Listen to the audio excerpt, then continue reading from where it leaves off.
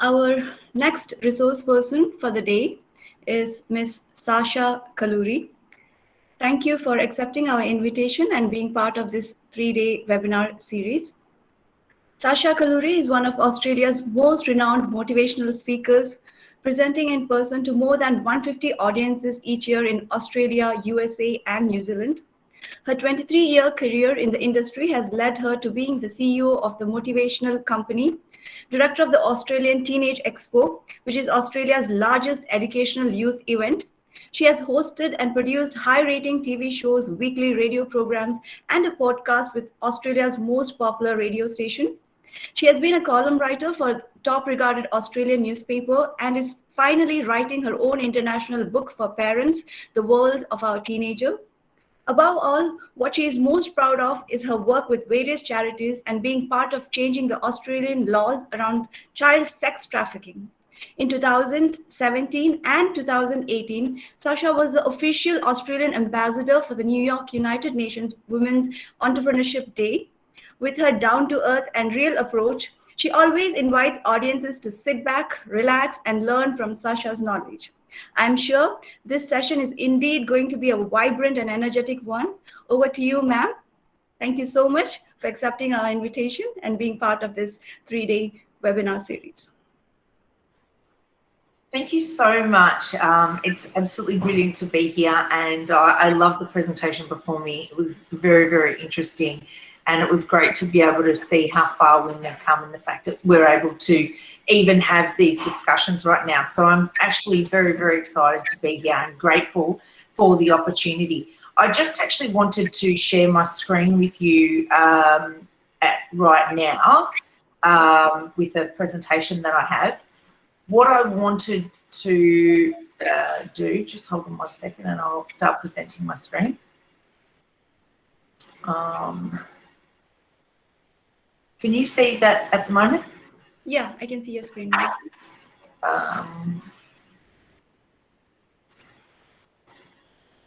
Okay, can you see me as well? Yes. Oh, fantastic. So what I actually wanted to be able to give you a perspective today on is I'm in Australia, and I think that I'd really like to give you a perspective of what's actually happening to women during this pandemic whilst being in Australia. That's actually one of the things that has been very, very important for me to be able to share, because I know everyone's from all over the world here, but to be able to give, I know that people have this idea that women in Australia have a sense of freedom or things are very different over here. And yet the more I hear and the more I'm involved in different conferences, the more actually I hear about the fact that women are actually suppressed over in Australia as well. And so it's very important for me to be able to share this information of what's going on in Australia, especially during a pandemic. Rather than thinking that it's actually so much better, it's actually women are really, really struggling here. And how I wanted to present this is firstly, as mentioned during my introduction, I have been the Women's Entrepreneurship Day ambassador for Australia for the past 2 years. And as part of this role, well, when I say 2 years, it was in over the course of 2017, 18, and now 19, during in New York United Nations Women Entrepreneurship Day. And so this was held over there, and that's how I've been fortunate enough to travel there a few times a year to present on various topics. And this is an interesting thing that's happened is as part of this, there's been a report through the United Nations with the Women's Entrepreneurship Program. And that is collectively, if we put all women's, every cent that all women around the world put together regarding any money that they earn, 90 cents of every dollar that a woman earns, 90 cents of that goes back into raising her children, okay? So realistically, even though women effectively all over the world earn much less than women, they actually are a huge contributor, well, the biggest contributor to raising the next generation. And this is not just our generation, this is several generations as putting that much in. Yet when it comes to if we collectively put together all of what men earn, only 30 cents of the dollar of what men earn goes back into raising children. So that actually gives you a perspective of what it really means that when women are actually not working and not able to earn that income, and what that effect on has, not only what that effect has on women and their own self-esteem and their own purpose and own self-worth, but it actually has a major impact on our next generation when women are taking away that effect of being able to work. So as far as how does that work with a pandemic, how this works is that what's happened is and I specifically I'm talking here about Australia because this is my country, and you'll notice the photos that I'm using here. The reason I put those photos in here is because these are actually my children, my husband, my family, and I'm saying this because I'm a woman that is, you know, I've been working my whole life, and this pandemic has actually affected me in a great deal. And in Australia, we are still in lockdown, and our children have missed more than 200 days of school just in this year, and 40 days of school, 40 weeks of school overall since this pandemic has started. So it's had a major impact on this, okay?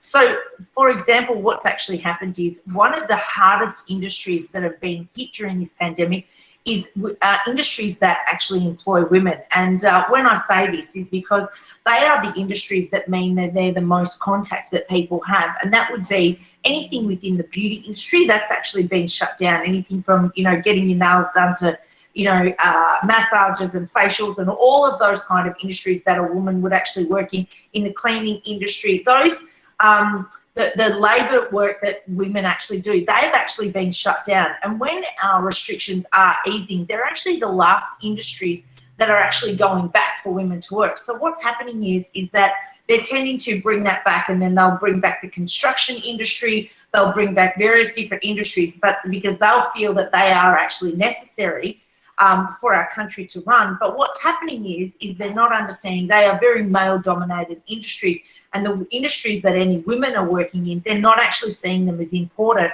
And that means that women's industry are the hardest lockdown, as in, you know, getting your hair cut, all of those kind of things have actually been the hardest hit. So they're actually the last industries that people are being put back to be able to give women jobs. Women are still actually doing the majority. So the women that are actually working, or whether they are actually full-time caring for their children at home, they're doing the majority of those homeschooling, family care, cooking, cleaning and home care. So women are taking on all of those responsibilities. And even in my own family, you know, obviously my career, because my career is presenting, events have been shut down. And what's happened in that is I've actually had to predominantly give up my work and not be able to do that, because the majority of my day I am looking after my children. And it's almost seen that, you know, my husband is now taking care of our family and able to, you know, him needing that quiet time, him needing all of that space has become much more important than I needing it, because my role is actually looking after the children, which means that then it means that I'm actually not able to present myself and work in that same industries and be able to work as much, because somebody has to look after the children. So professional women that have been working have also been extremely hardest hit, because although they are doing that, they are juggling, having to work online throughout the day, and also parenting and homeschooling and looking after the family as well, okay? So rather than it being more of a shared role, even with women that are working, they are still actually having to do that most of the work anyway.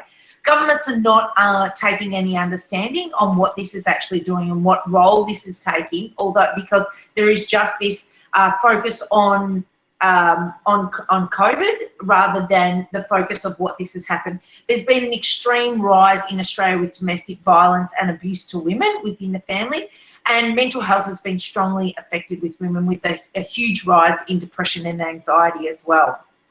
Again, all of these issues are not necessarily being dealt with by our government and not being dealt with correctly, because what's happening is the main focus is just on COVID. And what's actually happened is through Australia during our lockdowns, and some of you may have actually seen some of the things that are going on in Australia during news reports, is that people are actually beginning to protest for our own freedom to be able to get back to work and function, because we have very low cases, and yet we are still extremely locked down, and our children aren't able to go to school. So this has been the biggest thing. The fact that our children aren't able to go to school has been the biggest impact on women in their own career and what's actually going on.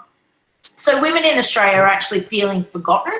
They're feeling like that governments are taking less time to open up their industry. We also don't have any access to childcare facilities, so childcare has actually been restricted. So even people that do have little children, because you're not able to go and visit your parents, they're not actually able to be sending their children off to their parents to help raise them. So mothers are, the other thing is, and I put my hand up to this, mothers are constantly feeling guilty and feeling like they're not good enough, and that's actually doing in their own mental health issues as well. So, but in 2021, there has just been a study that shows that still, even though we're all at home, women are still doing 80% of the home duties, raising the children and the homeschooling, including a full day's work as well. So today's women are looking at things in a completely different way, because one of the only ways that we are able to leave our home is to actually care for anybody. And so this is one of the first generations that are actually raising their children and actually looking after it, because women are actually maybe sometimes having parents at an older, children at an older age. We're actually taking care of our elderly parents, and we're also raising our children as well. So there's almost like there's a dual role there, as because we're the daughter that's taking care of our parents and also looking after our own children there as well. So at the moment, what's happening is women's roles are actually completely expanding. And not only are they the family cook, cleaner, parent, wife, teacher, therapist, because they are actually trying to look after their own children's mental health, they're also the physical trainer, because now they are in as well as the best friend to children, because children aren't able to associate with other children of their own age, so they are now becoming the best friend, and they are the one that's organising all the activities, and they are organising the fun of children. And when I say the physical trainer, they are also parents. Mothers are actually also taking care of their own children's physical health, as in making sure that they get outdoors, play, go for a walk, go for a bike ride, doing any of that, because they aren't able to go out without a parent at all. As well as taking care of, in Australia, we're only allowed one person to go to purchase food within our household. So women are actually that person that are also going out and going to the supermarket to purchase the food. So this is giving you a clear indication of what's actually going on. These are my children here, but giving you a clear indication of what's happening with women in Australia right now. And when I talk about right now, this is something that's happening here. Now let's look at the fact that women are actually very resilient, and actually, you know, there's so many studies that show that women are much more resilient than men, and that's actually a photo of myself and my mum there, because she's a very resilient person. And I give this presentation because not only do I have this experience, but I'm a woman and a mother and a wife and a, you know, that's all of these things that are experiencing this. So I'm able to speak about it through a woman that's actually experiencing these things right now. So, you know, in studies have shown that women, if a woman and a man are subjected to harsh conditions, a woman actually is able to live longer. Even when looking at premature babies, girls are actually more likely to survive than boys. Women live 5 to 6 longer than men. Women are able to handle much more physical bodily pain than men.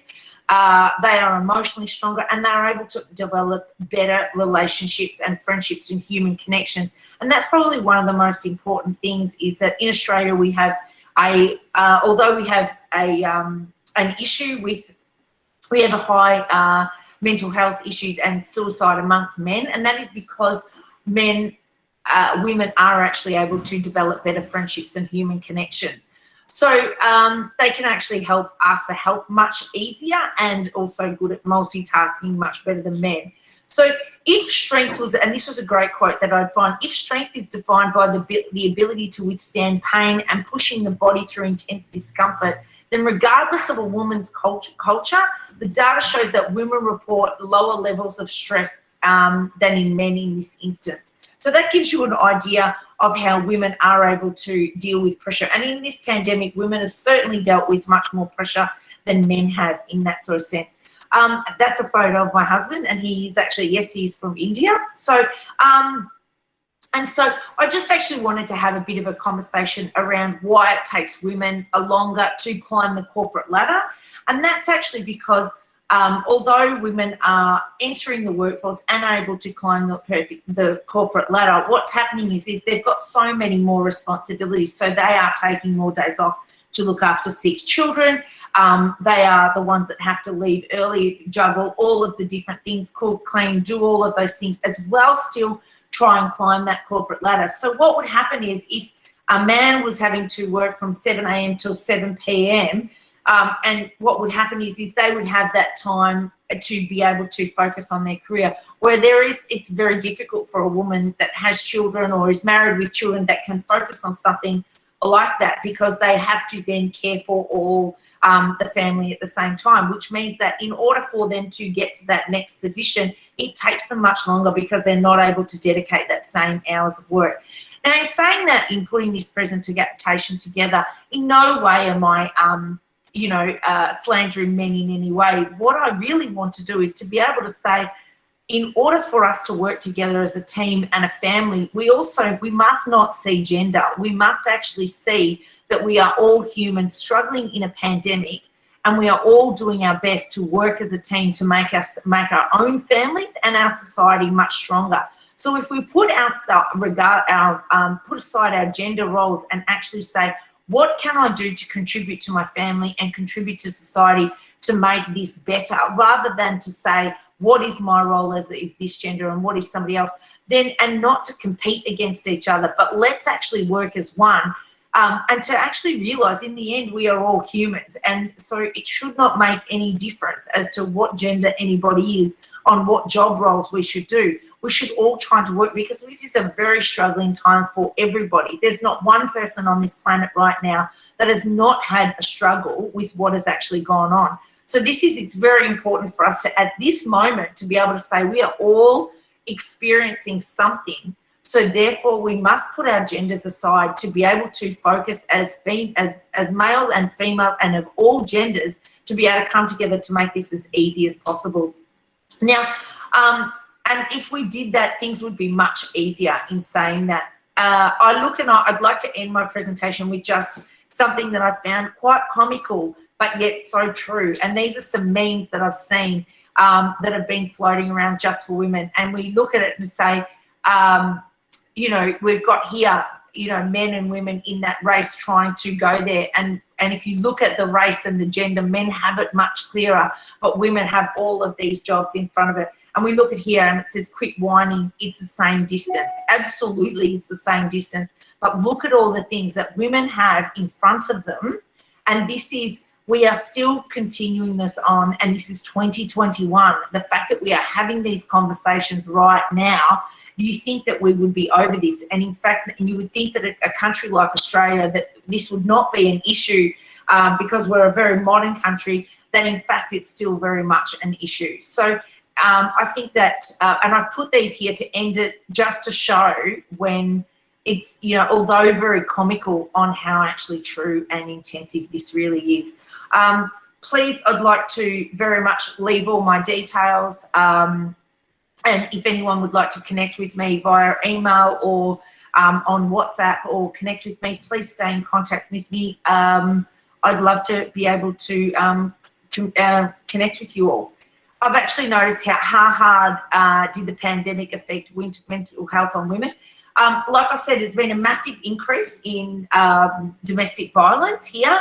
And what's actually going on is there's also been an increase in substance abuse with women, as in women drinking alcohol as well, and in mental health as well. So it's been a huge effect on them, and that in turn is actually affecting our best ways of, in fact, helping our children. In what all ways can women perform the best in multitasking? I can tell you now, right here, just right now, doing this presentation, I have my children in the background that are playing and doing all these things. Just before I was in this presentation, I had my camera off, and the reason I had my camera off was because I was doing things with my children and keeping that. And still 5 minutes ago, just before logging on here, I cooked dinner, organised this presentation, baked cookies with my children, did some work teaching, dealt with their own mental health and listening to them, all while doing this, and then thinking, constantly watching the time to be able to get here. This is 4 o'clock in the afternoon in Australia, to be able to put that down. And that is by far probably just one tiny part of my day on a daily basis. It's looking there. So, do we think there will be change for women after this pandemic? I certainly do hope so. Look, all we can do is just advocate there to be able to say that. I'm actually thinking that we are not moving on that. All we are focusing on here is COVID. We're not focusing on anything else. I'll give you an example. There's also been something like, just in my state in Victoria, there's been more than 100,000 less women going for breast cancer screening or ovarian cancer screening, because they are so busy doing all of this. That means that within our state, there is that many tests less going out, which means that they are not able to find these things if anyone's happening on regular testing, on regular things. That means that women are actually, that if they have got this, if they next year they do finally go for something and go for a test on breast screening or, anything like that, then it'll be 1 year down the track that they'll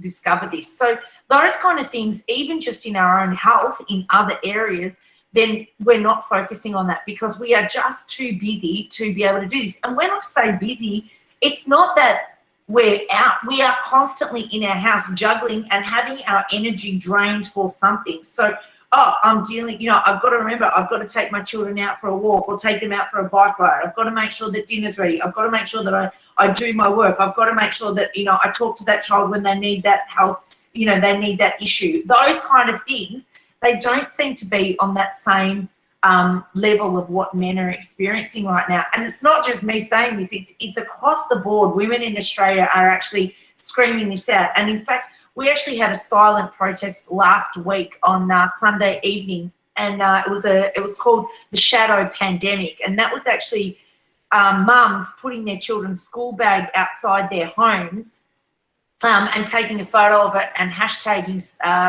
Shadow Pandemic. And that's actually trying to take care of the fact that, children have not been to school, have experienced minimal, and when I say minimal, since March 2020, have been to school minimal time, only not even, more than probably 10 to 15 weeks during the entire year, and even this year much less they've experienced in school. And that's only because they can see that the shadow pandemic of what's going on behind the scenes is not only the mental health of adults that are experiencing this, but of actually our children. And so not only are we trying to advocate for ourselves, but we are desperately trying to advocate for our children and their mental health as well. And that's why women are up in arms saying, there's a shadow pandemic. There's more going on behind the scenes rather than just focusing on COVID. We need to focus on other things, and that is not being heard by our government at all. So please keep my details. If you'd like to have a conversation with me or anything like that, please let me know. I'm happy to help in any way, shape or form. And thank you so much for your time. Thank you so much, ma'am. It's not just in Australia, even in India, there is a disproportionate impact on women, especially when we speak about jobs, when we speak about mobility restrictions, when we speak about domestic work, or even digital gender divide. There are many cases of domestic violence increasing. So I guess the only positive measure that we can bring in is by bringing in policies that can directly benefit women into the mainstream, and they can change the narrative while improving women's lives. So thank you so much for bringing this topic, especially the concerns of Australian women. I think we can relate. The women in India are also facing the same challenges. I think we can only address this if the governments improve, sex disaggregated data collection, and they devise policies for women by applying gender budgeting tools to ensure sustained financing for women-focused programs. So I hope the government will bring in more women-centered programs so that women can come to the forefront and implement more socioeconomic programs for around the world. Thank you so much. This has been an enlightening session. We have got many feedbacks from all the students and the participants who have joined here. Thank you. We are getting many positive feedbacks.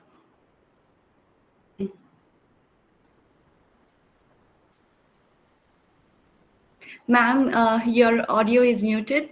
Sorry, I think that the only way this will change is that when women are in those spaces of leadership, to be able to understand what women are actually experiencing, it's almost like there's no possible way to move forward unless people are actually seeing what they're experiencing. Because men are just, if they're not experiencing it, they don't understand how important it actually is. And again, I say this to everybody, this is what's happening in Australia. And I talk about this because I just want other women to know that I want you to know that we are experiencing the same thing, and women collectively across the world are experiencing this. And when I say this is just what's happening in Australia, but I can tell you, you can put these exact same things in any country in the world, and this is exactly what's happening across the world. It's not just in one country. I'm talking about Australia because I'm in Australia, but I can assure you that there's not a woman in any country in the world that wouldn't put their hand up and say, I'm feeling exactly the same.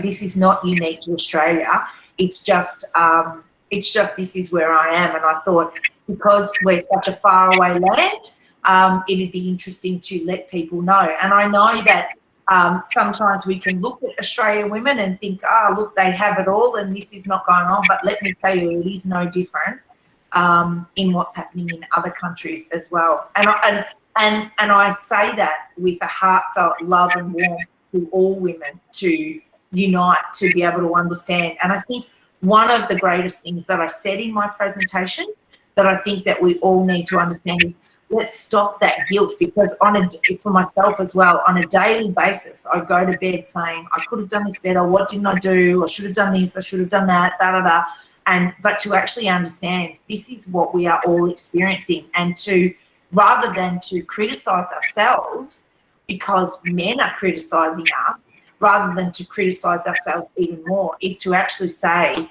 we are doing an incredible job. I mean, when someone talked about multitasking, like, that's next level multitasking. I'm sure I'm not the only woman here that has done some serious multitasking this morning or today in what they've had to do in order to get ready for just this particular time. So, and, in all of that stuff. So I say that because we need to take care of ourselves in our own mental health. The mental health issue and anguish comes from our own self-criticism of going, I'm not good enough, I can't take it, this is what's going on, all of those same things.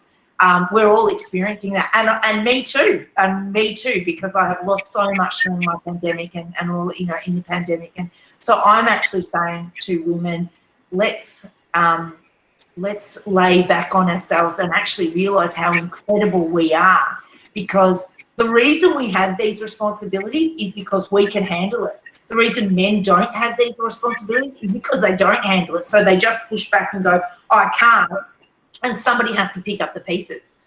So that's why women are actually picking up the pieces. So, I think that we should all be extremely proud of ourselves. And I say this to myself to hear it, because please don't think that I'm, not feeling those same things. I'm feeling the exact same things. So please, women, I'd love to just join hands and, sending out lots of love to you all. And I'm feeling every one of you. Thank you so much. Thank you for sharing your experience with us. We are really glad that this platform has become a platform for global sisterhood. Sharing, women are sharing their experiences. So thank you so much, ma'am. We are indeed grateful for you for accepting our invitation and for being part of this program. Thank you so much. Have a wonderful day. Same to you, ma'am. I would like to thank all the dignitaries present here for joining this session. The principal of PK College, Dr. Lena Matthew, the manager of PK College, Sister Mercy Narumbaram, the administrator, Reverend Sister Lily Rose. Thank you so much for joining this